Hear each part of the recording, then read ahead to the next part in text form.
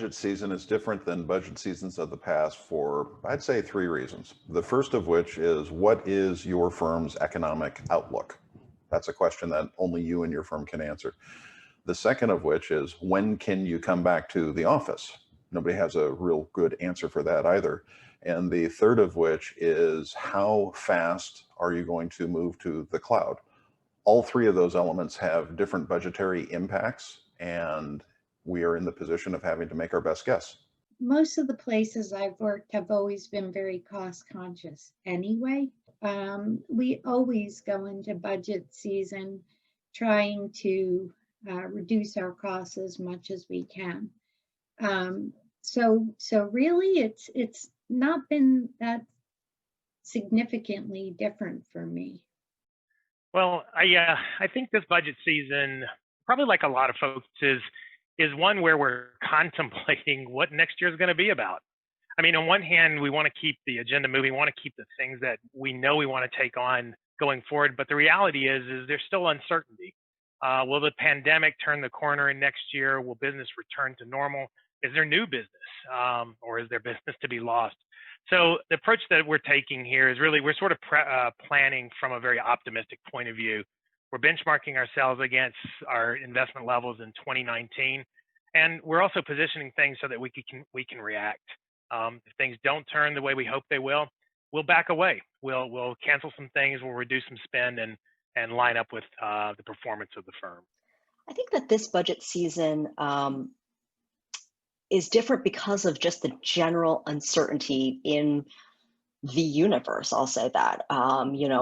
People are not sure when many people will be returning to the office. People are not sure about the status of our clients and sort of the state of their business. And I think that it's also different because our needs have really changed. People are really focused on things to sort of help drive the business where maybe they didn't do that certain items that are needed for working remotely rather than working in the office. And I think that those different pressures are really sort of changing what is not only on the budget list, but sort of the process itself and sort of that time frame that we're taking to think about it.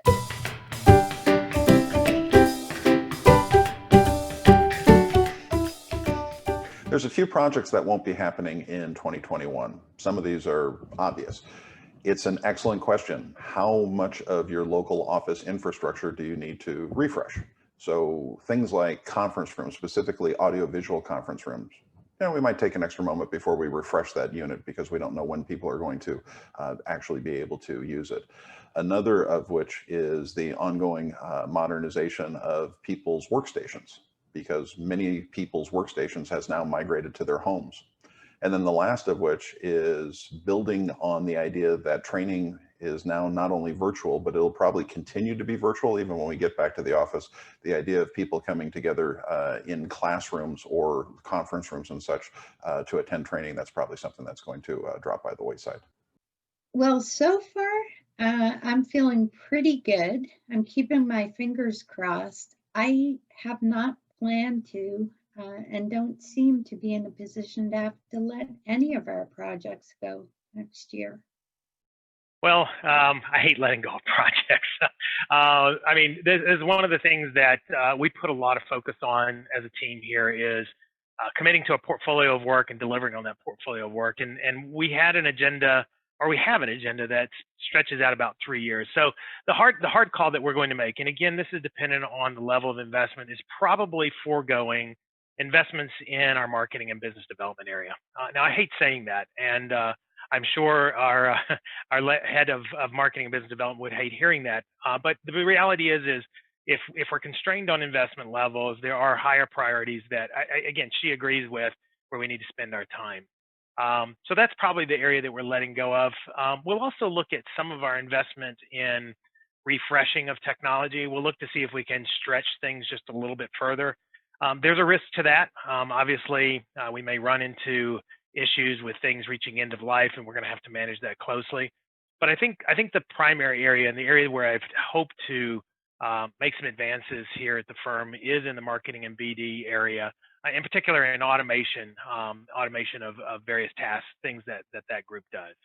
I don't know if we're really letting go of any projects in 2021. And I say that because, for a lot of what we are seeing in my firm is that technology is really coming more to the forefront. People are relying on technology, whereas before we would have relied on more informal communication or informal methods. We are mainly based in one office in Boston. We do have a couple of satellite offices, but for the most part, most of our attorneys are in one central location. So we did a lot of, sneaker net, I'll call it. We would talk to each other, and ways of collaborating we did in person. And now we're really having to find ways of doing that virtually.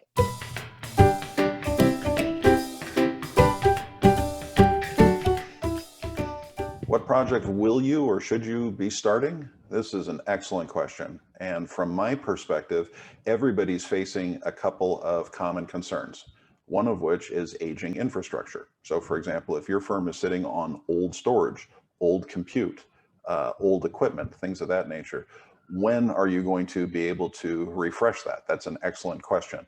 And if your economic outlook is uncertain for 2021, you're likely to not get the capital dollars necessary to proceed with that, which opens the door for the next option, which is how fast can you migrate key services and solutions to the cloud? Figuratively speaking, writing a quick check allows you to safely move from an on-prem to an on-cloud-based solution. You have immediate access to those resources, and you can make it as secure, if not more secure, as compared to the amount of effort it would take for you to buy physical things, get it delivered, have humans show up in a pandemic to set those up, migrate data over, configure, and then make available to end users. So the short version is, how fast can you get to the cloud safely?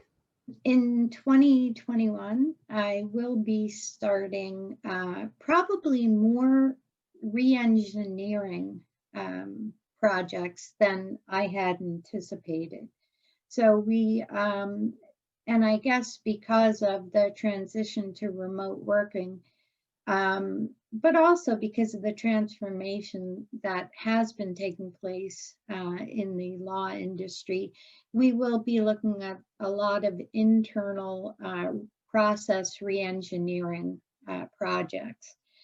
Apart from that, we will also be continuing to focus on creating custom client solutions. So innovating with and for our clients will be a big focus. So the project, I'll say kind of it's unfair to say that one project is our number one priority, but it's an important project, and that is going to be in the area of reporting and analytics. We served our clients quite well with SmartPath in providing data, being somewhat transparent on how matters are performing, but I believe that we can take things to the next level. We've done incredible things with the platform in place, but I believe that by working to bring all of the data of the firm to a single platform, a single information platform, and a single stack that will enable what I've called, when I started to coin the phrase, the citizen analyst. In a perfect world, if I could snap my fingers and make a change overnight, I'd put in the hands of every person in this firm a tool that they could use to access any data that the firm possesses so they could do their own analysis. I think this is where true business insight comes from, when an individual can say, I wonder if these two things correlate. And when they can do that and then can deliver that to the folks they work with, to the leadership of the firm, it just creates a more powerful engine. I think the days of a small group in one department crunching numbers and providing insight are gone. And I candidly think the technology is at a place today where there's no reason why everyone in the firm can't be, as I call it, a citizen analyst. Projects we should or will be starting. I guess I'm going to go with my wish list, which is, better collaboration, better ways of communicating with each other, and being okay with different methodologies for different things. So what is really great for a formal communication or something of more substantive, may be appropriate for email, whereas something where you're really having more of those informal conversations, that informal mentoring, whether it's traditional mentoring, peer mentoring, reverse mentoring, but a lot of those sort of informal conversations, you know, and a messaging platform. I think that, you know, this idea that there's one platform to sort of take care of everything is not necessarily true. We use our iPhone for one thing and our laptop for another. And so my sort of projects we wish to be starting is something having to do with, you know, that idea of better collaborating and communicating with each other. Bom, com a pandemia, a gente deixou de lado muitas atividades, muitos projetos que estavam ligados ao antigo normal, a uma realidade que a gente não espera que retorne, e focando em um uso mais robusto de tecnologia para viabilizar o que a gente chama, inclusive aqui no Brasil, a gente chama em inglês, que é o Anywhere Office, né? Que a gente possa trabalhar de qualquer lugar. Então, viabilizar não só estrutura tecnológica, mas estrutura de treinamento, de integração, repensando a nossa estrutura física do escritório para otimizar o uso dessa estrutura, para repensar, né, e construir um futuro juntos, pensando no amanhã, ouvindo nossos clientes, né? Então, a gente tem ouvido muito as demandas e como eles estão se comportando, e já focando em projetos nessa vertente. Algo que a gente tem feito com mais velocidade durante a pandemia tem sido o mapeamento dos nossos processos para justamente fazer essa mudança para ver possibilidades de melhoria para o que vier para o futuro, né? Então, é um projeto que tem crescido bastante, tem inclusive dado mais um foco maior para a nossa área de gestão do conhecimento e inovação, porque está todo mundo querendo repensar os seus processos e as formas de trabalhar para ser mais eficiente no mundo que a gente ainda não sabe como vai ser, né? Então, esse trabalho tem tido um foco especial para a gente.